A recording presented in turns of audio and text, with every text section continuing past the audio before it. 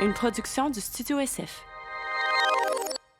J'ai envie de comme incarner ma personne au complet sur les réseaux sociaux, ou en tout cas être le plus moi-même possible, puis être moi-même, c'est aimer bien des affaires. Il y a un mois, je peux faire 1000$, il y a un mois, je peux faire 20 000$. Ça dépend vraiment de qu'est-ce que je book ce mois-là, et à quel point j'ai travaillé fort aussi, parce que c'est très lié à combien de fois les gens voient mon visage sur Internet. C'est plus que je fais de vidéos, plus que je fais d'argent. Si tu veux le succès d'une business, ben faut que tu traites ça comme une business. Tu peux pas traiter ça comme un hobby, puis faire du contenu quand t'as envie d'en faire, puis de des fois puis des fois te dire là ça me tente plus de faire ça, puis de prendre off, mais tu vas avoir les revenus qui vont avec, puis tu vas avoir le succès qui va avec. Tout ce price. Fait que mettons un client veut une vidéo, mais t'as le prix pour la vidéo. Mais si le client veut mettre de l'argent pour la booster, ben il y a le prix pour que le client la booste, puis il y a le prix pour l'exclusivité. Il y a tellement de choses à comprendre que mettons quand tu sais pas, c'est difficile de se pricer.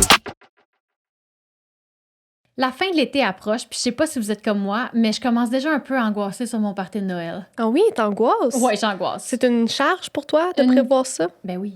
Ben oui. J'en parle à chaque fois qu'on parle du Ripple Cove, parce que c'est ça qu'on va vous parler. Aujourd'hui, le Ripple Cove, c'est le lieu pour votre party de Noël 2026. Je suis comme, on est en 2026? Oui. C'est un endroit exceptionnel à nos yeux. Bien entendu, ça fait déjà plusieurs mois qu'on vous en parle. Donc, c'est à 75 minutes de Montréal, donc en Estrie, près de chez nous, sur le bord du lac Massawippi, qui va être gelé, bien entendu, en hiver. Et sincèrement, c'est très féerique comme endroit en hiver. Tout bien décoré, tout beau, haut de gamme, tu sais, comme une expérience de princess. Mais surtout personnalisable, et ils ont une équipe à votre disposition pour recréer tous les concepts que vous avez en tête. Donc ça, c'est la chose, moi, qui m'accroche le plus du Ripple Cove, en plus, évidemment, de l'ambiance et des restos. Toi, t'aurais-tu une idée folle pour ton party de Noël? Je te mets sur le spot. Faire du crazy carpet. Oh! Ouais, faire du crazy carpet, puis après ça, bon chocolat chaud, tout. Je suis sûre que ce serait possible là-bas. Ben, c'est définitif. Alors voilà, si ça vous intéresse, vous pouvez visiter le lien en description. Michael, bienvenue sur le Startup Podcast. Comment ça va?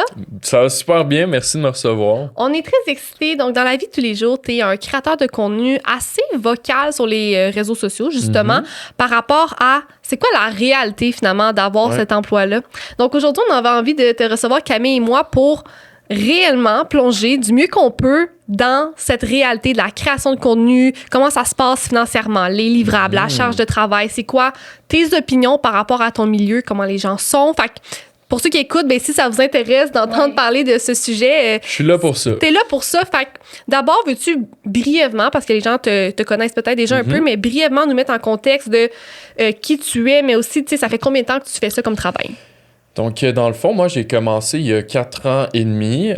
Puis j'ai commencé de façon sporadique, juste créer du contenu. Je suis parti en voyage en Europe puis en Indonésie après. J'ai été parti presque 6 mois juste à voyager le monde. Puis mes amis étaient comme « Hey, tu devrais le documenter ». Puis c'était vraiment aussi quelque chose que je voulais faire, mais que j'avais trop peur là, de me mettre vulnérable devant tout le monde. Fait que j'avais commencé brièvement à faire des vidéos où je parlais en anglais. Puis là, j'étais en Indonésie. Fait que j'étais comme « Personne va s'en rendre compte au Québec ». Tu voulais te cacher de tes amis en parlant anglais? Je voulais tellement me cacher, mais pas juste de mes amis, juste de tout le monde. Mais je dirais que je voulais plus me cacher de mes amis, pas amis. Je sais pas si tu comprends. Oui, tu sais, le monde que tu connais, qui te connaissent, mais que c'est pas non plus genre full proche. Okay. Je pense que c'est ça qui me faisait plus peur, parce que mes amis, au final, je savais qu'ils allaient me supporter peu importe ce que je fais. Mais... Fait que je commençais en anglais puis tout, puis une soirée, j'étais au bar avec un ami irlandais, puis il m'a dit « Mick, pour de vrai, en Irlande, le monde, il parle irlandais, genre, tu sais, comme, il parle Irish, le monde qui veut se faire reconnaître, puis il y a un sentiment de communauté, tu devrais faire la même chose, le Québec, c'est pareil, puis tout, puis là, j'étais comme... Tu sais quoi, t'as raison. Fait que j'ai filmé une vidéo, je l'ai publiée en français, puis ça a parti le lendemain, je me suis réveillé, j'avais comme 10 000 abonnés sur TikTok en une soirée. Okay. Ça l'a blow up dans la nuit. Wow. Puis là, j'étais comme, aïe aïe, OK, genre... C'est la clé, le français. C'est comme, ça a marché. Fait que là, j'ai commencé à faire des vidéos en français. Puis c'était des vidéos de voyage que je racontais ma vie à Bali, comment je donnais des petits trucs aussi. J'ai toujours voulu aider les gens. Fait que, tu sais, mettons, telle façon d'avoir son scooter moins cher ou le quand prendre des billets d'avion ou les meilleurs spots à visiter. Puis ça a parti de là, puis après ça, ben, je me suis fait approcher par Occupation Double, puis là, je me suis fait approcher par Dulcedo pour donner mannequin, puis là, après ça, puis ça a comme déambulé super rapidement devant moi. Puis maintenant, ben, je parle plus de mon quotidien, de ma vie, mais aussi des finances, puis des choses que les gens sont peut-être moins à l'aise de parler, parce que je pense que c'est la clé pour réussir sa vie, c'est de plus comprendre, tu sais, puis de se connaître aussi, au final. Là. Est-ce que à ce moment-là, quand tu prenais ces décisions de un peu comment tu t'exposais, puis là, tout a comme déboulé vite, est-ce que tu dirais que c'était comme des choix conscients? T'avais-tu un background en marketing ou pas vraiment? Zéro, tu sais, puis moi, j'étais livreur au Saint-Hubert, puis j'ai fini mon cégep, mais après le cégep, je voulais être professeur de géopolitique, ça avait zéro rapport avec la création de contenu. C'est juste qu'il y avait un professeur qui m'avait beaucoup inspiré, qui était un prof de sociologie, puis lui, il avait fait du journalisme en Amérique centrale, puis en Amérique du Sud pendant la guerre, puis c'était full comme malade pour moi, puis j'étais comme, aïe, si je veux être un bon prof, faut que je vive des affaires. Fait que c'était comme ça qui m'a poussé à aller voyager. Puis finalement, ben, je suis jamais retourné à l'école. Puis j'ai trouvé comme une voie, une passion dans la création de contenu. Puis c'est très artistique. Puis je suis quelqu'un de très artistique. Fait que ça fitait vraiment bien avec mes besoins, mais j'ai aucun background du tout. Là. Mais c'est comme naturel pour toi, finalement, de comprendre comment te positionner ou tu as eu des gens qui t'ont accompagné, finalement? J'ai beaucoup eu d'accompagnement. Là. J'ai été avec Dulcedo, qui est la plus grosse agence au Québec au niveau du marketing puis de l'influence. Puis j'ai eu des agents incroyables qui m'ont tellement épaulé dans le cheminement de comme justement trouver ses prix, trouver comment négocier. Puis c'est encore une des agentes là-bas qui est encore une de mes super bonnes amies, qui d'ailleurs s'est fiancée avec mon meilleur ami parce que je l'ai apporté à un événement, puis ils se sont rencontrés, puis depuis ils sont fiancés. On les shout-out. Ouais, shout-out Félix et Gabi. Mais ouais, fait que depuis ce temps-là, j'ai beaucoup appris, mais je pense qu'être dans une agence, c'est primordial pour les premiers steps, en tout cas pour apprendre plus rapidement. Qu'est-ce qu'il te disait comme conseil? Ça a été quoi le premier conseil que tu as vraiment vu un grand changement quand tu l'as appliqué? Il y en a tellement, tu sais. Puis c'est tellement évolutif comme milieu aussi que je pense que c'est difficile de mettre comme le point sur une affaire, mais si je peux dire une chose, c'est faut que les marques se voient dans ce que tu crées d'une façon ou d'une autre. Je pense que puis d'être le plus authentique à toi-même aussi, sinon tu vas te brûler. Mm-hmm. Fait que ce serait les deux affaires de comme faut que tu sois toi, mais il faut aussi que comme tu sais, si tu fais des sketchs humoristiques ou genre tu fais des affaires qui sont un peu dangereuses ou des trucs comme ça, mais c'est rare qu'une marque va vouloir s'associer avec toi. Fait que c'est d'avoir la conscience aussi de comme je veux rester qui je suis, mais aussi je veux que ça soit une business d'un sens. Fait que tu sais, de modeler cette réalité-là, je dirais. Là. C'est quand que tu as comme réalisé que tu es en train de devenir un produit, finalement?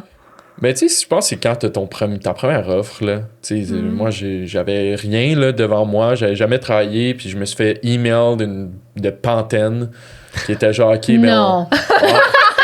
Tu sais, j'avais rien, là. J'avais jamais fait un brand deal de ma vie. J'avais jamais collaboré avec une marque, puis je me suis juste fait écrire par Pantene sur email, dans mon email qui était dans ma bio, puis on dit ouais, tu veux-tu faire une vidéo, puis on te donne 3000$. Puis j'avais jamais fait une vidéo de ma vie, là. T'avais combien d'abonnés, genre, à ce moment-là? Genre 20 000, là. En tout et partout, mettons? Non, genre presque, mettons 20 000 sur Instagram, puis peut-être genre 40-50 000 sur TikTok. OK, quand même déjà quelque chose de très... Ouais. Très bien. Ouais. Mais c'est fou quand même comment les marques de shampoing, parce que là, je suis coiffeuse, là, c'est pour ça qu'on a eu une réaction. J'ai un salon de coiffure à Sherbrooke, puis comme, c'est fou comment ils donnent cher. Tu sais, nous, on a des ambassadrices au salon, mais jamais je vais les empêcher de prendre des collabs avec Garnier ou même si on sait toutes qu'ils prennent pas ça. Ouais. C'est tellement... Payant. La grosse argent, c'est tellement payant, ces grosses marques-là. C'est fou. C'est fou. Mais est-ce que tu le réalisais que tu étais un produit, tu sais, si on revient à la question de Chloé, ou tu étais juste excitée, puis comme, oh my God? Ben, tu sais, non, à ce moment-là, tu sais pas non plus que, tu sais, que tu connais pas vraiment ta valeur, puis tu l'apprends au fil du temps, tu sais, puis tu vois aussi comme le potentiel de... Si eux sont prêts à me donner tel montant d'argent, ça veut dire que j'ai une valeur qu'eux, ils voient, que tu sais pas avant de le vivre un peu. Fait que tu l'apprends sur le tas aussi, puis je pense que c'est une réalité qui se développe plus tu te développes en tant que créateur, puis aussi quand tu le comprends, mais tu peux l'utiliser à ton avantage. Fait que c'est... 3000, c'est quand même significatif, là. Ben oui, c'était quoi? C'était quoi la création que tu avais à faire pour 3000? Une vidéo, là. Un reel. Un reel? C'était un TikTok, je pense. Quand même, Ouais. là. Puis est-ce que déjà à ce moment-là, tu te questionnais à savoir, tu sais, cette collaboration-là est-elle alignée avec moi? Ou c'est quoi un peu, toi, maintenant, ton émotion face à ça? Ben, pour de vrai, tu sais, à ce moment-là, j'étais juste comme, hey, j'ai les cheveux longs, je suis le premier homme au Canada qui a Pantene Contact. C'était cool, puis j'étais genre, ben oui, je vais le faire, là. Puis, tu sais, c'était facile pour moi d'introduire le produit dans mon contenu, là. Je sais même plus si cette vidéo-là existe à quelque part aujourd'hui, là. Ça fait longtemps. Mais, fait tu sais, je me suis pas posé de questions. Puis aussi, tu sais, je pense que plus t'as d'options, plus tu te poses des questions aussi, là. Tu sais, comme là, je travaillais au Saint-Hubert, là, tu sais, je faisais pas 3000$ par semaine, là. Fait que, tu sais, de te faire offrir ça pour une vidéo, j'étais comme, OK, ben, c'est le fun, tu sais. Tu trouves moyen, puis tu trouves un peu moyen d'intégrer le produit dans ta réalité, puis pour toi, ça faisait du sens. Exact. Fait que t'étais comme, OK. Exact. Puis, comment ça a évolué ta compréhension du pricing? Puis, j'aimerais ça que tu nous dises, ce moment-là, c'était-tu avant ou après OD? Je pense que c'était après OD, pas trop longtemps après. Ouais, c'était rapidement après OD, je pense. OK. Ouais, dans cette époque-là, là, où j'étais quand même pop-in sur les réseaux. Ouais, OD, que, ça a-tu un impact quand même? ça a eu un impact positif, moins que je m'attendais, mais parce que ma saison était hyper problématique. Là. C'était la saison qui c'est cette saison-là. Ouais, tu sais, fait que je suis sorti de là un peu en mode, wow, c'était pas le best, là, mais c'est correct, tu sais, je l'ai vécu, j'étais le plus jeune aussi, là, je venais d'avoir 22 ans, là, tu sais, j'étais comme, c'est le bon timing pour le faire, je voulais pas faire OD à genre 30 ans, tu sais, j'étais comme, c'est cool, mais après ça, c'est ça, c'est juste une nouvelle réalité qui arrive vraiment vite, là, puis que tu te rends pas compte. Ouais, surtout avec une télé-réalité, là, mais bref, c'est pas tant ça le sujet, mais c'est vrai que là, c'est comme tu sors de ce jeu, puis t'as plus d'abonnés que t'en as jamais eu, puis t'es tout de suite exposé à des offres. Ouais, puis tu sais, le pricing, au final, se fait avec l'expérience, puis aussi avec les offres que tu reçois, mais tu sais, moi, l'agence m'a tellement épaulé pour comprendre, OK, tu sais, parce que tout se price. Fait que, mettons, un client veut une vidéo, mais t'as le prix pour la vidéo. Mais si le client veut mettre de l'argent pour la booster, ben il y a le prix pour que le client la booste. Puis il y a le prix pour l'exclusivité. Puis il y a le prix pour est-ce qu'ils vont l'utiliser sur leur plateforme aussi organiquement? Est-ce qu'ils vont le republier? Est-ce qu'ils vont... Tu sais, est-ce que toi, il faut que tu le repostes sur TikTok puis Instagram? Tu sais, il y a tellement de choses à comprendre que, mettons, quand tu sais pas, c'est difficile de se pricer.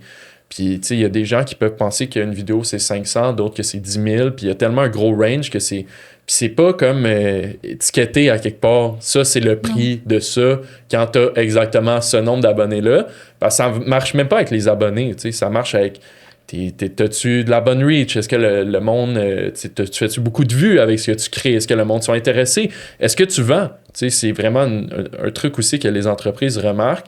Si tu fais une story puis qu'il y a 500 personnes qui cliquent, ben c'est mieux que s'il y en a 20 qui cliquent, tu sais. Fait que t'apprends sur le tas, puis moi, c'est ça, c'est l'agence là, qui m'a épaulé parce qu'ils ont tellement de talent qu'ils peuvent faire, OK, ben en général, quand t'es à ce moment-là, ben ça se price comme ça, puis là, ben t'apprends sur le tas, là. Qu'est-ce qui t'a surpris un peu dans ce volet-là? Ben, mettons, une des parties qui m'a le plus surpris, c'est par rapport au boosting. Tu sais, quand une compagnie met de l'argent pour que ta vidéo soit plus vue, tu les charges pour ça. Puis au début, j'avais comme un peu une misconception que je me disais, ben c'est bon pour moi que je sois plus vu parce que plus d'entreprises me voient puis plus de monde. Puis après, t'es comme, ouais, mais c'est quand même mon image qui est utilisée vraiment plus pour promouvoir un produit à des millions de personnes. Fait que ça a vraiment une grosse valeur. Puis je pense que la majorité du cash que je fais dans mes brand deals viennent de combien je charge pour... Tu sais, moi, je charge 400$ par semaine pour le boosting. Fait que si la compagnie dit on veut 8 semaines de boosting, ben c'est 3200$, tu sais. Puis je suis pas négociable sur ces prix-là. Parce que je suis comme, ça vaut vraiment quelque chose que tu me mettes autant de l'avant. Puis il y a des compagnies qui vont mettre tellement de cash que ta vidéo va être vue genre 10 millions de fois, là. Puis c'est quand même souvent pas ton audience à toi. Tu sais, c'est pas les gens que toi, tu vas aller chercher. C'est souvent, tu sais, moi, je vois souvent une de mes ambassadrices, le plus, c'est comme le monde sur Facebook qui commente « c'est qui elle? On s'en fout. » Tu sais, c'est pas quelque chose qui apporte de la valeur à ta plateforme, à toi. Exactement. C'est ça la plus grosse compréhension. C'est que moi, j'étais comme « Ah, wow, plus de monde vont me voir. » Mais c'est pas ça. C'est « Ah, plus de monde... » qui m'haïssent ou qui veulent pas, ou qui veulent pas me voir vont me voir. Ouais. Pourquoi je le vois dans mon fil d'actualité? Exact. Genre, tu es qui? Point d'interrogation. Je suis comme, OK, là, je comprends le processus de mes agents qui me disaient non, faut vraiment que tu charges pour ça. Ouais. Puis, est-ce que tes prix restent fixes pour tout type de contrat ou tu t'adaptes selon la marque? Ben, en fait, au début, je dirais que je m'adaptais selon la marque, mais que maintenant, j'accepte plus les choses qui sont pas alignées avec moi, tout simplement, tu sais. Pour tout ce qui était comme gambling ou alcool, puis tout, tu sais, je pouvais être un peu modelable, puis faire comme, ah ouais, c'est vraiment une grosse entrée d'argent, tu sais, je veux quand même... Mais après, tu réalises que comme c'est tellement pas aligné avec qui je suis, je veux que les gens aient une vie meilleure, je veux que les gens... ils soient alignés avec eux-mêmes, qui virent pas dans des vices, tu sais. Quelle valeur est-ce que j'apporte vraiment aux gens si je publie quelque chose qui est complètement contre qui je suis, tu sais. Puis je pense que c'est un processus aussi. Quand t'es nouvellement créateur, tu vois une compagnie de gambling qui t'offre 10 000 $ un mois pour genre presque rien, t'es comme, ben voyons donc, genre. Je peux pas passer à côté de ça, voyons donc. Puis il y a encore du monde qui le font aujourd'hui, puis ça fait 10 ans là, qu'ils travaillent dans le domaine, puis je leur enlève rien. C'est des choix personnels au final. Sauf que, mettons, pour moi, j'étais comme, je veux pas que quelqu'un soit influencé à aller jouer à des jeux d'argent à cause que j'ai fait une vidéo là-dessus, puis que je dis, hey, j'ai gagné, puis c'est malade, parce que la réalité, c'est que comme tu perds ton cash, là, puis même affaire avec l'alcool, je bois pas, je bois 3 fois par année, là. Je vais pas commencer à dire, ah oui, cette bière-là, Molson, est capotée, puis tout, c'est pas vrai. Tu l'as juste... Je mens. C'est ça. Fait que c'est ça aussi, de trouver le comme, OK, il faut que j'en vive, il faut que je fasse bien faut que j'ai une belle vie, mais il faut aussi que je sois aligné avec moi, tu sais. Puis y a-tu un deal comme ça que tu as accepté, puis qu'après tu t'es dit non, ça a été quoi ton point? Ben, parce que je jouais beaucoup sur Twitch aux jeux vidéo, fait que je faisais aussi du gambling dans cette époque-là, puis tu sais, c'était aligné avec moi parce que j'étais quelqu'un qui gamblait naturellement avec mes amis, c'était comme un truc, on sortait pas au bar, mais on mettait tout un petit 100$ genre les soirs, puis on était tous chez nous connectés, on jasait, puis fait que c'était comme un truc naturel pour moi. Mais après, de le promouvoir aux autres, ça devenait de moins en moins naturel parce que j'étais comme, moi, j'ai un super bon contrôle sur moi-même. Tu sais, je peux mettre 100$ pendant 2 ans, puis si le 100$ disparaît, je ne le mets plus jamais, puis tout. Mais après, les autres, c'est peut-être pas ça leur réalité. Puis moi, je suis comme en train de vendre ça comme un truc cool à faire. Puis là, un coup que j'ai arrêté ça, j'ai plus jamais repris un deal, que ce soit... peu importe qu'est-ce qui était pas aligné avec moi, j'y touchais plus parce que j'étais comme, je veux pas m'embarquer là-dedans. Comment... Toi, personnellement, t'as appris à dire non, justement, à des deals qui sont beaucoup d'argent, mais qui sont pas alignés avec toi. Et aussi, sur le même volet, c'est quoi ta perspective sur les créateurs de contenu, les influenceurs, puis ce sujet-là? T'sais, est-ce que tu dirais que les gens en général acceptent vraiment les deals qui sont beaucoup d'argent, mais peut-être pas alignés? Je peux pas parler pour tout le monde parce que c'est tellement varié. Il y a des gens qui vont, oui, accepter tout ce qui passe, puis ça paraît aussi rapidement dans le contenu de quelqu'un. Quand tu parles de 7 shampoings par mois, t'es comme, OK, là, clairement, tu nous mens, ou clairement, tu fais une passe de cash, puis c'est correct. Moi, au final, si tu crées beaucoup de contenu gratuitement, ben, il faut que tu te fasses payer d'une façon ou d'une autre. Après, pour moi, c'est pas aligné, puis je le ferai pas. Puis pour répondre à la question personnellement, je pense que c'est vraiment juste une question de savoir quitter, tu sais, puis de aussi faire confiance à la vie puis aux opportunités qui vont arriver si tu prends des décisions alignées avec toi.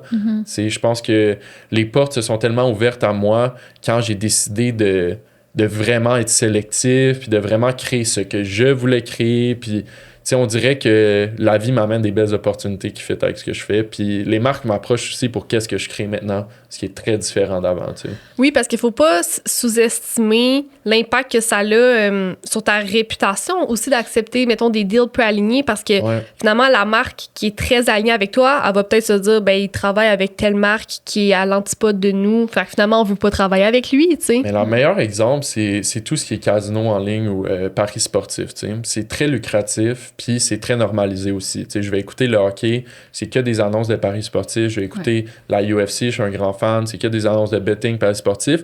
Puis je comprends, c'est le fun, je l'ai vécu cette phase-là longtemps dans ma vie, puis c'est trillant. Sauf que faire la promotion de ces choses-là t'enlève des contrats. Mais c'est une vision que tu sais pas quand t'es là-dedans.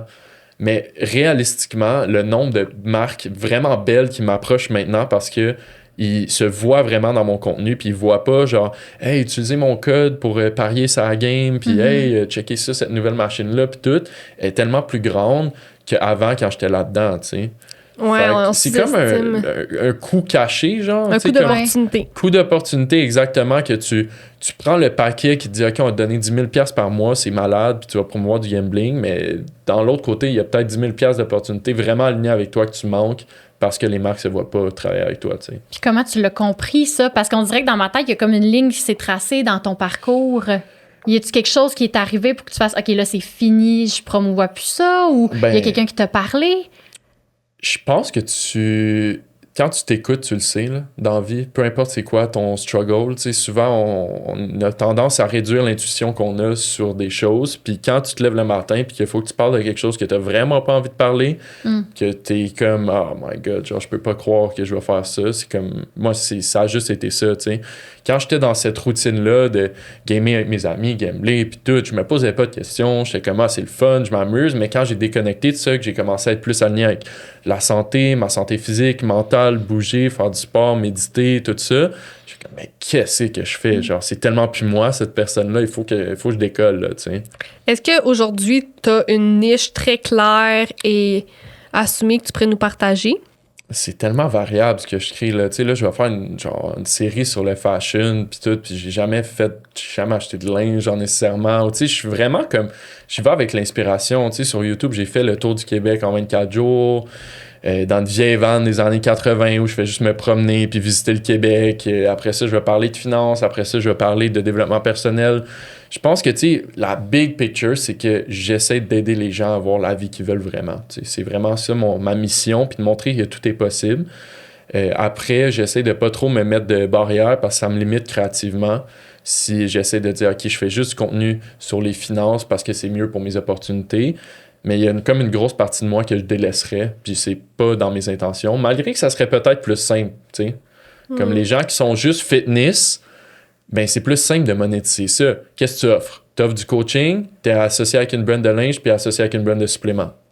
C'est simple. Mais après, si toi, ta personnalité, c'est d'être créatif, tu vas vite te sentir coincé, là. Exact. Mais tu vas vite avoir envie de dire des choses, là. Tu sais, tu vas avoir le goût de prendre ton téléphone puis de dire « fuck that » un moment donné, tu vas l'apprendre. C'est le gros problème d'être super niché parce que je pense que souvent, les individus ont beaucoup de dualité, puis moi, je suis quelqu'un avec extrêmement de dualité, là, tu sais. Genre, je suis très santé, mais là, des fois, je vais virer une méchante brosse avec mes amis ou comme, tu sais, j'ai envie de comme incarner ma personne au complet sur les réseaux sociaux d'une façon, genre, ou en tout cas être le plus moi-même possible, puis être moi-même, c'est aimer bien des affaires. Est-ce que, c'est très bien dit, puis est-ce que tu as des limites par rapport à ce que tu partages sur les réseaux sociaux? Ma vie amoureuse.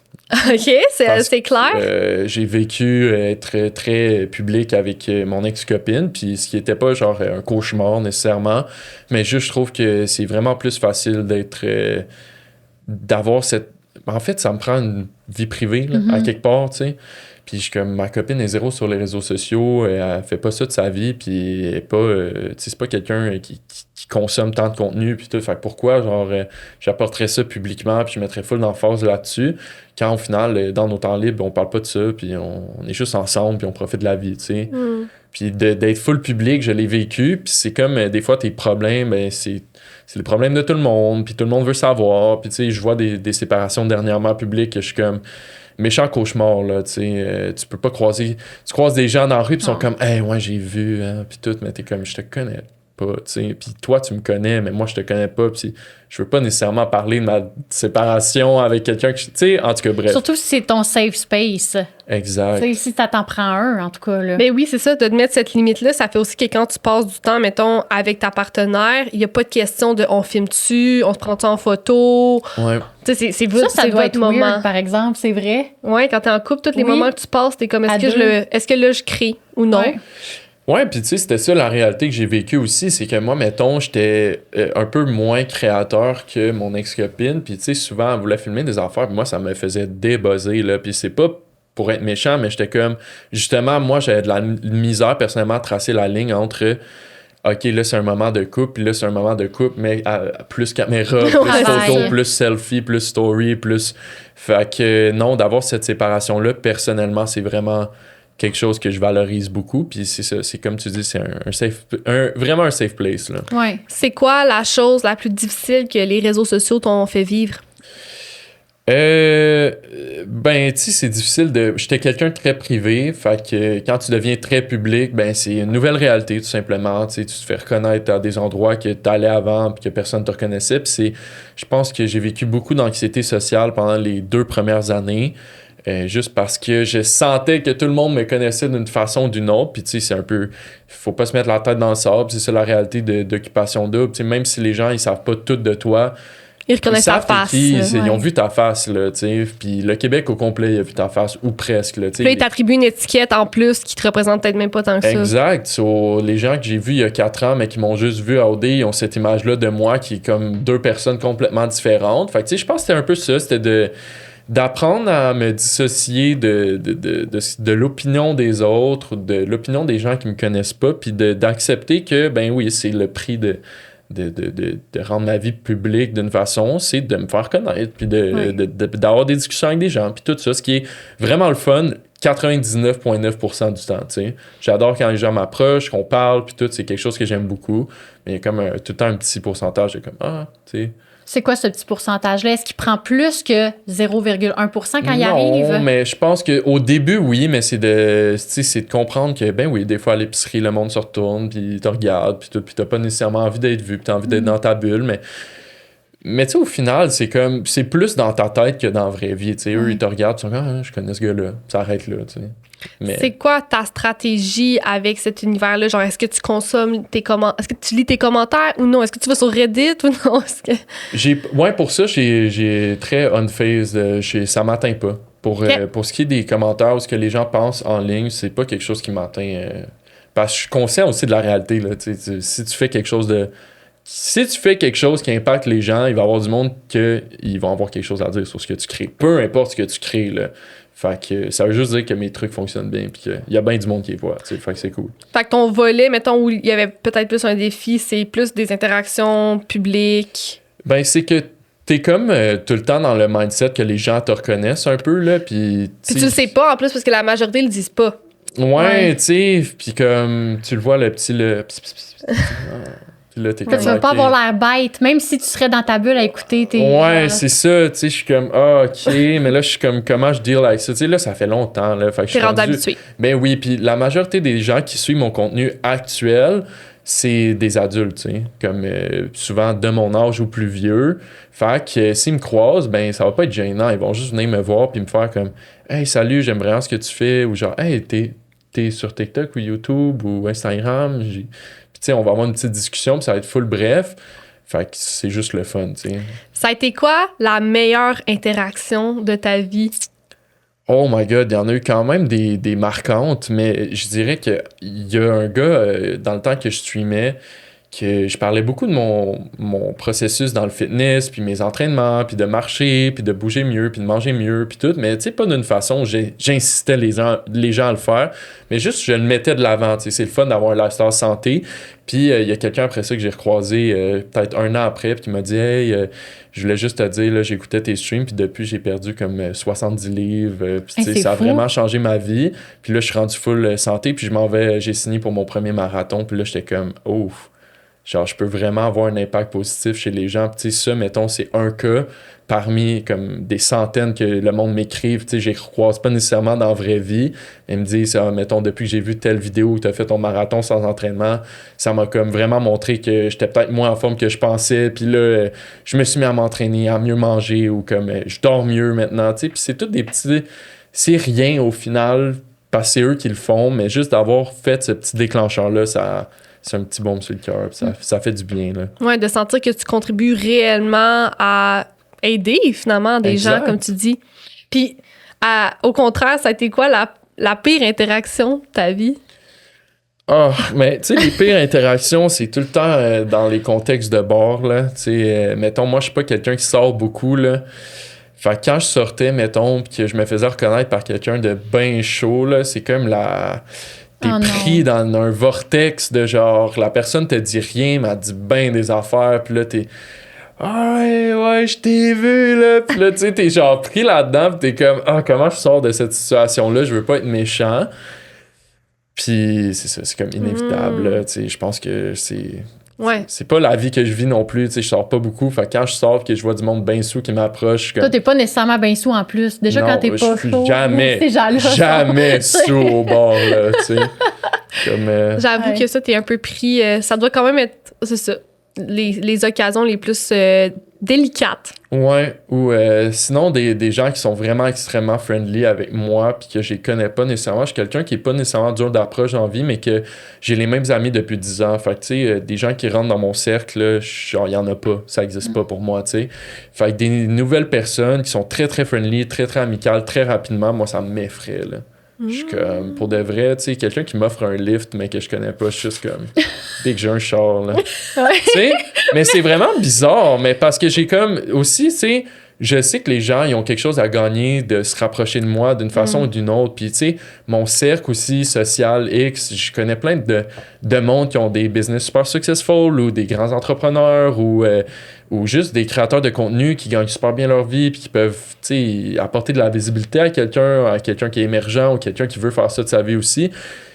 Puis, j'ai pas nécessairement un stress parce que j'ai une super bonne intuition. Fait que je sais tout de suite, comme à la première rencontre, toi, t'es qui, puis qu'est-ce que tu me veux, genre. C'est facile pour moi de le savoir, mais je suis quand même sur mes gardes quand quelqu'un est comme trop gentil, trop vite. Ouais.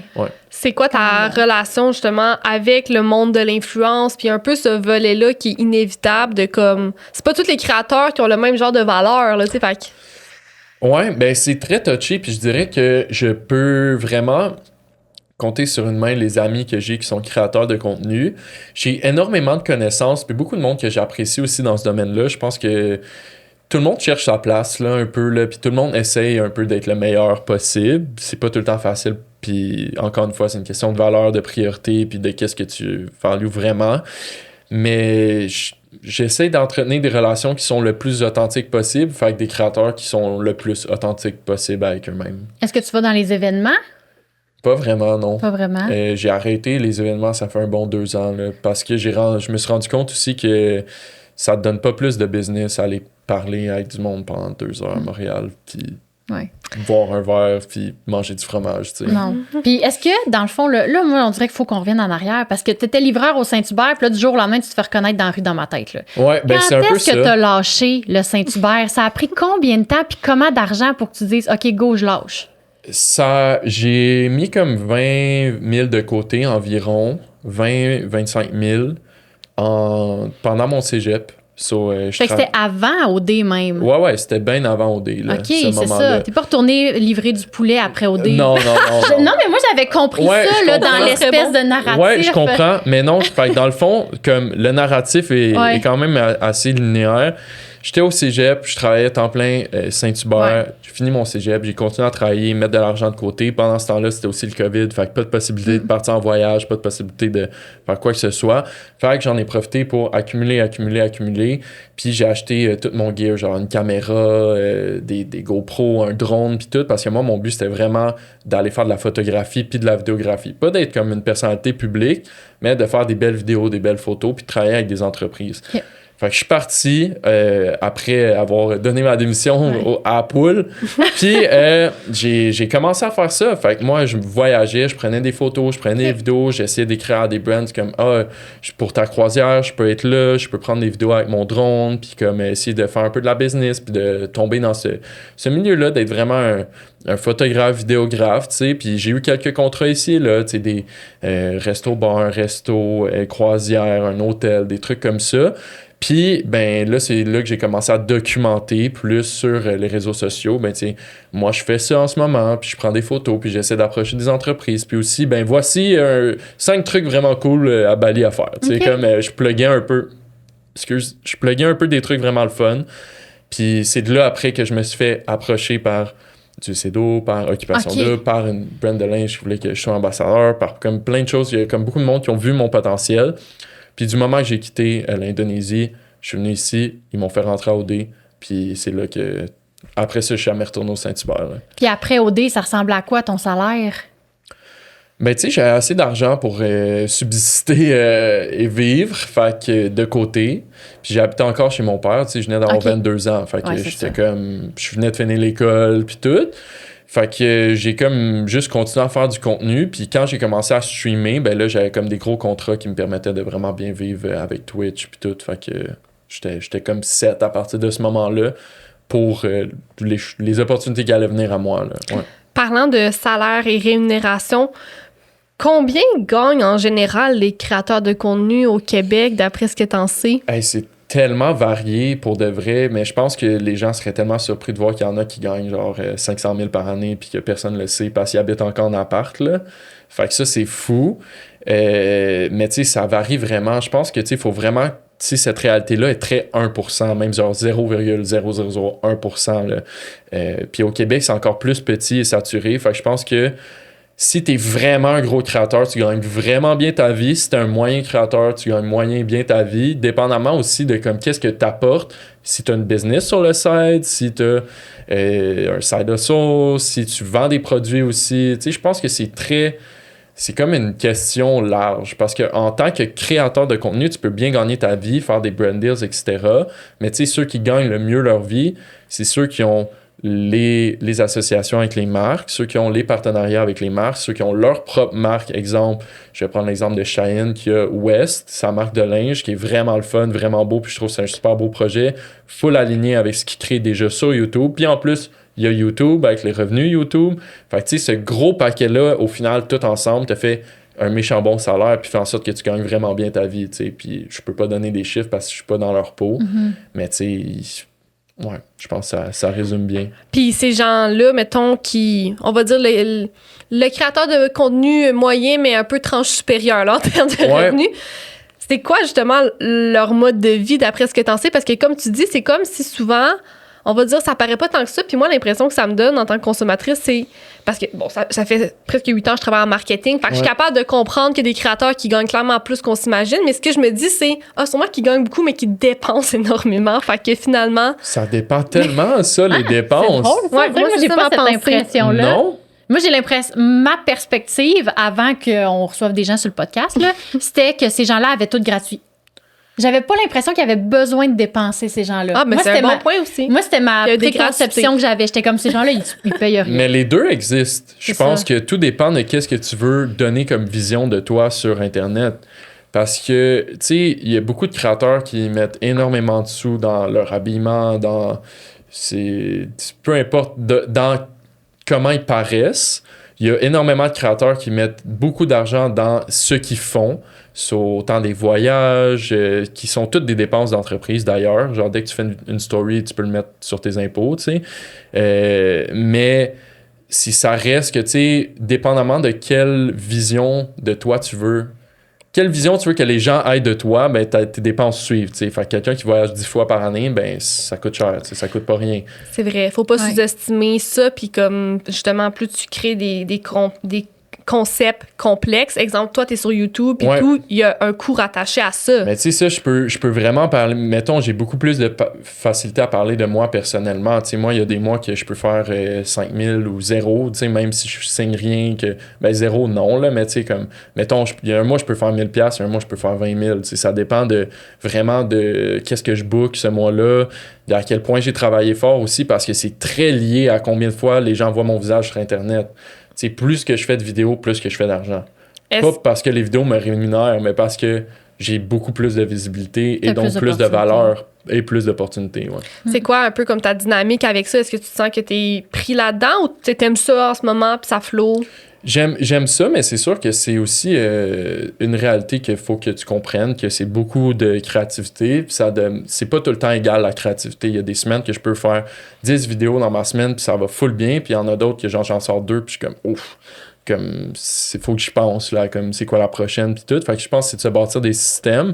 Mais tu sais, mettons YouTube, c'est un bon exemple. Moi, YouTube, j'ai que perdu de l'argent pendant 12 mois, là, puis pas genre 200$ par mois, là.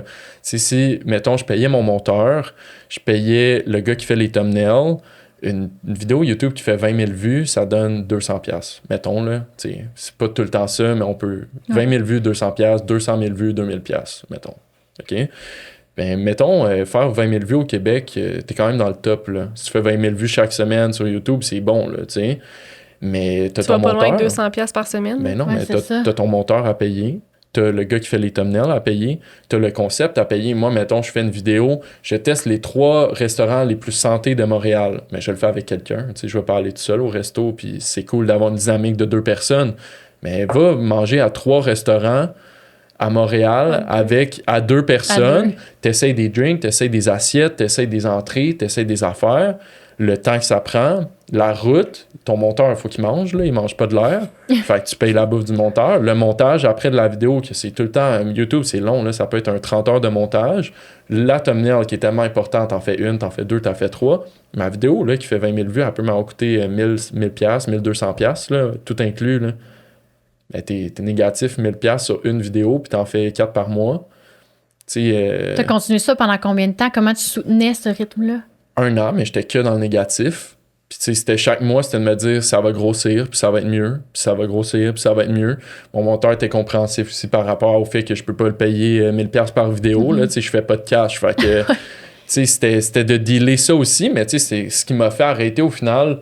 Oui, c'est comme c'est de faire comme, hey, je l'ai fait pendant 1 an, c'était vraiment le fun, puis je veux vraiment le recommencer, tu sais, c'est quelque chose qui me tient beaucoup à cœur, mais c'est de réaliser aussi que tu peux pas que perdre de l'argent pendant 12 mois, puis à un moment donné, c'est comme, je sais que je vais pas faire 500 000 vues par vidéo demain, là, tu sais, on est au Québec, le seul qui fait ça, ou les seuls, il y en a 3, puis c'est Don Gurki, ça fait 15 ans qu'il fait ça. Tu sais, c'est une réalité qui est très exclusive à comme. Mais c'est hors norme, là, cette main-là, c'est ça. C'est ça le monde qui gagne leur vie avec YouTube, mettons, au Québec, là. C'est spécial parce que ça doit être difficile. Mettons, t'as une idée de concept que tu veux mettre en action, mais il faut vraiment que tu aies la genre de pensée long terme de comment ça se monétise, c'est quoi le modèle d'affaires. Vraiment, puis moi, je fais de la. J'ai commencé la création de contenu sportif. T'es une créatrice de contenu, Chloé Daigle, là, Seigneur. Micro, mais tu sais, l'année passée, j'ai fait un film documentaire qui a 80 000 vues. Fait que, ça m'a montré qu'il y avait un intérêt dans le monde du sport vraiment. Et tout. Puis là, je travaille sur quelques projets pour la prochaine année, mais j'ai comme la chance, on va dire, d'avoir mon côté très business parce que je travaille en entrepreneuriat depuis longtemps. Fait que moi, je porte vite le focus sur, OK, comme comment ça va tenir debout, comment je vais gagner ma vie avec ça, puis je mets l'argent de mes partenariats dans mes vidéos YouTube. Mais c'est fou comment ça coûte cher à produire tout ça. Ça n'a pas rapport. Puis il faut vraiment que tu essayes de comprendre comment ça peut te revenir parce que sinon, là, c'est un trip, là, tu sais, c'est comme... T'es pas subventionné au Québec là, pour ça. Fou, puis tu sais, moi, mettons, je trouve ça vraiment beau des gens comme Cheyenne, Alex Delucky, que, tu sais, Cheyenne, il était à l'université puis il prenait ses prêts bourses là, pour faire ses vidéos YouTube, là. Mais qui a les bases de faire ça au Québec, tu sais? Personne, là. Mais lui, il s'est dit, je sais que ça va marcher.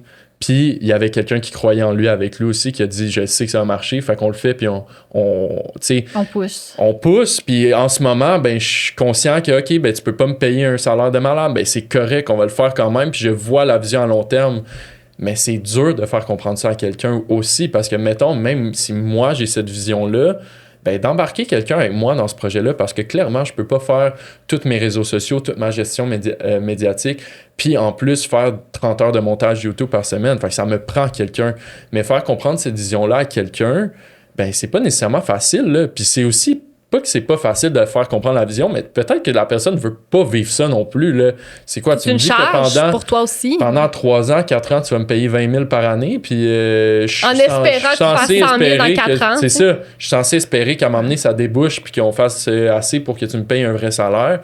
Mais quelqu'un qui veut sacrifier 5 ans de sa vie pour un projet, c'est rare, là, trouver quelqu'un. Mais en même temps, là... Tu sais, là, tu parles de ça, mais la plupart des créateurs de contenu, dans ma tête, faisaient tout leur propre montage sur YouTube ou pas tant que ça. Là. Ben, YouTube, c'est gros, là. Ouais, c'est long. C'est pas comme un Reel, là.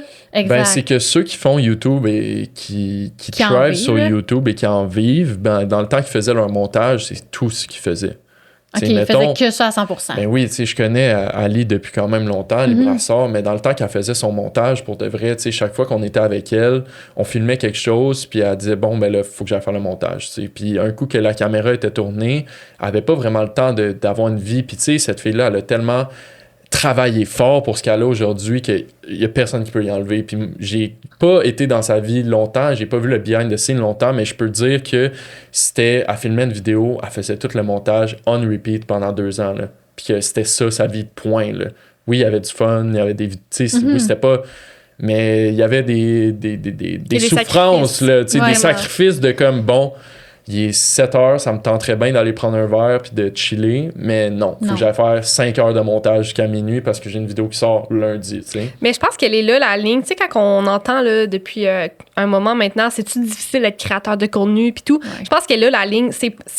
Moi, mon avis, tu me donneras la tienne, mais c'est facile et assez accessible de devenir un type de créateur, mais être un bon créateur qui gagne très bien sa vie, mais aussi qui a une réputation très respectable, de des bons contrats et tout. Ça, c'est tough. Puis ça se rallie plus à mes yeux à le profil d'un entrepreneur à succès. Exactement. Il y a tellement pour bâtir une business là, à succès, il y a tellement de sacrifices, de choix difficiles. Des fois, t'es tanné. Puis là, t'as ton associé, whatever, qui compte sur toi, que tu lui as promis la lune, tu sais, dans 4 ans. Là. Ouais. Lui, il dépend de toi. Mais oui, 100%. Là. Puis c'est une pression aussi que tu ressens des deux. Puis... Vraiment.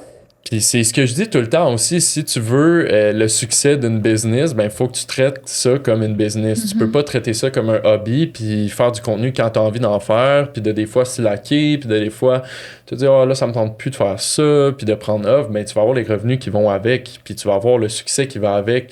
Des gens qui sont extrêmement populaires en ce moment, mettons les plus populaires, Louis qui stream beaucoup. Mais tu sais, ça fait 5 ans là, qu'il stream chaque jour, 5 jours semaine, puis qu'aujourd'hui, il est capable de stream moins parce que il a bâti ça depuis les 5 dernières années où il a sacrifié toutes ses soirées à être seul chez lui, à stream devant un écran, à sûrement rencontrer des filles puis dire « Hey, ben désolé, j'ai legit pas de temps à t'offrir » ou « Ça, c'est ma vie, si t'embarques, si t'embarques pas, ben désolé », tu sais, à sacrifier des opportunités, du fun avec des amis, puis pour arriver enfin... au moment où tu peux très bien en vivre puis tu peux slacker, mais même là, il slack pas nécessairement parce que c'est autre chose. C'est une legacy à mais il y a aussi conserver, que c'est rendu ton mode de vie. Tu sais, j'imagine que ça devient comme tu respires, comme tu streams ou comme tu filmes des vidéos et tout. Puis je suis curieuse de savoir, toi qui as l'air super créatif, là, tu dis que tu as une certaine discipline. Comment tu balances ces deux côtés-là de toi? Moi, des fois, je fais rien. Là. Comme une journée où je fais rien. Là. Puis j'ai appris que des fois, rien faire, c'est très bénéfique. Comment tu te sens quand tu fais rien? Ben, je me sens bien maintenant, mais c'était difficile d'accepter que pour recharger sa créativité, des fois, il fallait juste expérimenter des choses dans la vie, genre aller prendre une marche dans un parc puis jouer au frisbee avec des amis, puis que le lendemain, j'allais comme « Wow, j'ai tellement d'idées pour faire du contenu », parce que c'est comme pas une association que tu fais dans ta tête, genre « Ah, si je prends un break, je vais mieux travailler », sauf que quand tu commences à l'implémenter un peu, puis je connais bien aussi comment je suis, si je me sens vraiment pas créatif puis tout, il y a 2 choses qui peuvent être arrivées. Soit je suis burné j'ai plus envie de créer parce que j'en ai trop fait, soit ce que je crée est plus aligné avec moi. T'sais. C'est comme les 2 choses qui peuvent arriver. Fait que quand tu l'apprends, après, tu essaies de plus te connaître puis de faire « OK, là, j'ai besoin d'un break ». Puis ben non, c'est pas mauvais, c'est correct. Puis c'est dur des fois, tu te forces un peu là, à rien faire là, quand t'es habitué de tout le temps être dans la productivité puis mais d'arrêter de te valoriser parce que tu produis, tu sais, aussi, puis de juste quitter en tant que personne. Là. Oui, puis quand t'es créateur de contenu, puis que c'est toi le produit, puis que là, justement, comme tu dis, plus t'es authentique, plus ça va être le fun et facile. Plus tu vas de facilité. Mais pour demeurer authentique, il faut que tu cultives ton vrai bien-être, tu sais. Fait que c'est tellement complexe, parce que si tu tombes dans la roue de... je produis tant par semaine parce qu'il y a des standards, mais là, tu te déconnectes de qui t'as envie d'être. Tu sais, c'est comme... C'est très complexe parce que c'est une job qui est extrêmement liée à la créativité, tu sais. Puis c'est très intrinsèque aussi ce que tu ressens et ton contenu. Souvent, je vais vivre une situation dans mon quotidien, ça va me donner une idée pour une vidéo. Fait que, tu sais, je pense qu'au final, c'est d'essayer de vivre le plus de choses possible. Puis c'est un peu ce que j'essaye de faire ou de mettre en place. Puis tu sais, je suis tout le temps très analytique avec mon contenu. Des fois, je pars dans une direction, puis là, je suis comme, OK, j'ai plus envie nécessairement de mettre ça de l'avant, puis j'ai envie de mettre plus ça de l'avant. Puis tu sais, c'est de tout le temps comme négocier avec toi-même qu'est-ce que t'aimes pas, puis d'être très aligné, je pense, ouais. Puis plus t'as une communauté qui t'aime pour quitter, aussi plus ils vont être genre responsive, réactifs à tes pivots, puis ils vont les accepter, les aimer, puis tout. Qu'est-ce que tu dirais que le consommateur comprend peut-être le moins bien de cet emploi-là? Ben clairement que c'est pas toutes les jobs qui sont concrètes, là. que c'est difficile à expliquer des fois qu'est-ce que je fais dans une journée. Là. Si ma journée, c'est genre... J'ai regardé le mur pendant 3 heures pour avoir des idées, puis j'ai écrit dans mon journal, puis après ça, j'ai fait une vidéo comme... OK, mais tu travailles pas, mais c'est pas que je travaille pas physiquement, je travaille énormément mentalement que pour mettre tout ça en place, puis pour penser, puis souvent les gens, ils pensent que c'est plus effortless que ce l'est vraiment, tu sais, mais pour donner l'impression que tu mets pas d'effort dans ce que tu fais, il a fallu que tu mettes bien des efforts à comprendre exactement la vision que tu voulais donner, exactement ce que tu voulais mettre de l'avant, ce que tu voulais pas mettre de l'avant, ce que tu voulais que les gens pensent quand ils voient ton contenu de toi. Tu sais, c'est toutes des choses que la majorité des créateurs, genre, ils ont des livres remplis d'eux qui écrivent, tu sais. Ouais, c'est beaucoup de brainstorm, puis là, tu réécris, puis la semaine d'après, tu réécris, puis c'est comme un entonnoir. Puis tu te redéfinis en tant que personne aussi dans la vie, là, tu sais. Je suis sûr que vous, il y a 2 ans, ou il y a 5 ans, ou il y a 10 ans, vous n'étiez pas la même personne que vous êtes aujourd'hui, Non. mais quand votre job, c'est de mettre qui vous êtes de l'avant, ben des fois, c'est dur pour quelqu'un de comprendre que c'est évolutif, puis ben, il y a 3 mois, j'aimais vraiment la course à pied, puis c'est parce que je parlais full, puis là, c'est plus pantoute ça, mais c'est pas parce que il y a eu un drame majeur dans ma vie où je me suis pété le pied, c'est juste parce que j'aime bien moins la course à pied en ce moment. C'est tout, tu sais. Est-ce que c'est un emploi que tu penses que tout le monde peut faire? Est-ce que tu penses que tout le monde peut être créateur de contenu? Non, clairement pas, parce que ça prend des skills sociales, puis c'est exactement pour ça que je vends pas une formation, tu sais. Parce qu'il y a beaucoup de gens qui me demandent est-ce que tu vends quelque chose? Est-ce que tu offres du coaching? Comment tu peux monétiser mieux tes réseaux sociaux? Puis je sais que j'ai beaucoup de knowledge par rapport à ça. Puis que je pourrais, oui, faire sauver vraiment beaucoup d'années à quelqu'un. Mais la réalité, c'est que c'est tellement kické en tant que personne que le nombre d'heures que j'ai passé à travailler sur la business versus le nombre d'heures que j'ai travaillé sur moi-même pour arriver à qui je suis aujourd'hui, pour être capable de faire ça, c'est comme tellement plus, là. C'est comme du moment des moments assis avec moi-même, à me remettre en question, à remettre mes valeurs en question, à vraiment me poser beaucoup de questions. C'est comme quelque chose qui est difficile à apprendre à quelqu'un un peu. Fait qu'il faut vraiment que tu sois plus connecté à ton intuition. Mais il faut aussi que tu le fasses pour les bonnes raisons. Parce que faire du contenu, c'est très démotivant si t'as pas envie d'en faire. Puis ça doit être vu comme hey, c'est le côté le fun de ma business ou c'est le côté le fun de ma vie. Genre, je raconte une histoire ou quoi que ce soit. C'est comme ah là, ok, là, faut que je fasse les Reels là, parce que là, j'ai pas ma présence médiatique de la semaine. Puis tout, ça devient vite lourd rapidement. Là. Tu l'apprécies pas. Faut que t'aimes le processus au final, comme n'importe quoi. Exact. Faut vraiment que t'aimes le processus. Puis des fois, les gens, ils ont la vision de qu'est-ce que c'est. Puis c'est pas la même chose quand tu le fais. Puis quand tu fais le montage chez vous. Puis quand t'es pas mal tout seul, tu sais, dans tout ça. Tu sais, c'est pas une job qui est très sociale ou ça peut l'être, mais pas... Personnellement, je suis pas mal. Je filme chez nous, j'édite chez nous. Tu sais, c'est une réalité aussi qui est un peu cachée de comme. C'est très solitaire comme travail. Là. Ben moi, c'est ce que je me rends compte le plus. C'est que des fois, j'ai pas envie d'être seule chez nous avec ma caméra ou des affaires. Tu sais, c'est weird là, de faire ça. Mais toi, comment tu dis. Là, tu dis que ça prend beaucoup de skills sociales. Comment tu les cultives, ces skills-là? C'est-tu comme des skills sociales en ligne versus dans la vraie vie?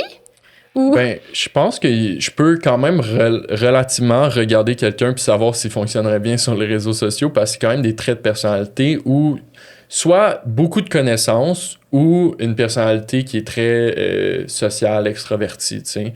Je pense que c'est dur si t'as pas rien apporté de concret aux gens, tu sais, en termes de comme, OK... j'ai une business ou j'ai travaillé 5 ans en marketing ou ben moi j'ai un salon de coiffeur puis je sais comment ça roule puis je sais comment ça fonctionne ou si t'as pas ces choses-là puis que t'as pas nécessairement rien accompli dans ta vie ou que tu sais t'es encore à 16-17 ans, t'as pas vécu de grosses affaires, ben il faut que t'aies une personnalité explosive, il faut que tu sois là, il faut que tu fasses rire le monde, il faut que tu sois divertissant au final, puis il y a des gens qui le sont pas, ce qui est bien correct. Il y a du monde qui sont beaucoup plus théoriques, beaucoup plus relax, mais si t'as rien à apporter, mais là, c'est comme... Faut que tu bâtisses, faut que tu vives ta vie avant d'apporter quelque chose, je pense. Ouais. Vraiment. Cette solitude-là, toi, comment elle se traduit chez toi? Tu parlais que t'étais tout seul chez vous, mais que t'avais quand même ton côté sociable. T'sais. J'ai des amis. Ouais. Que j'aime beaucoup et qui parlent pas de réseaux sociaux ni d'internet, qui ont tous des jobs très, très différents de la mienne. T'sais, mes amis, je les ai depuis 10 ans, puis ils travaillent en marketing ou ils sont avocats, ingénieurs, puis tu sais, au final, eux, ils ont une job normale, puis les fins de semaine, on se voit tout le temps, puis j'ai ma copine aussi avec qui je passe du temps. Fait que tu sais, c'est de comprendre que mon travail est solitaire, mais que je suis pas obligé d'être solitaire dans ma vie aussi, tu sais. Comment tu penses que ta communauté ou le public te décrirait et comment est-ce que ton cercle social intime te décrirait? Est-ce que c'est la même affaire ou non? C'est pas la même chose, puis j'essaie de le rendre le plus pareil possible. Le truc, c'est que je suis quand même très goofy comme personne, puis j'aime, genre avec mes amis, je niaise tout le temps. Je suis vraiment comme, puis tu sais, ma blonde me dit aussi, quand je regarde tes vidéos, j'ai pas l'impression, c'est comme si genre j'espionne un peu sur un côté genre de toi, que t'es comme, tu sais, plus sérieux, plus comme knowledge, puis tout.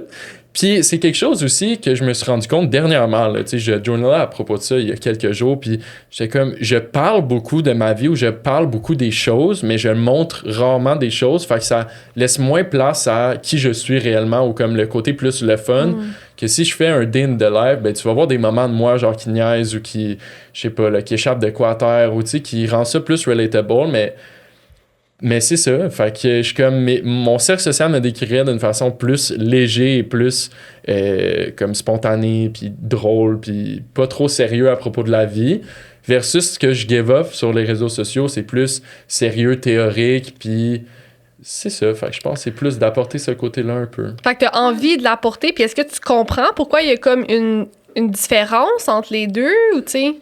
Je pense parce que justement, j'essayais de conserver ce côté-là pour moi, pour mes amis, puis pour ma vie un peu. Pas d'une façon que je veux pas en parler ou pas le montrer, mais plus que j'étais comme, OK, ben là, je m'assois devant ma caméra puis je fais une vidéo sur tel sujet ou je suis en train de marcher, j'ai une idée, je fais la vidéo. Mais après, comme je tourne la caméra à off puis je vis ma vie, tu sais. Puis je peux aller niaiser sur mes amis sur Discord, puis jaser, puis gamer, puis avoir du fun, ou genre niaiser ma blonde, aller jouer au frisbee. Puis...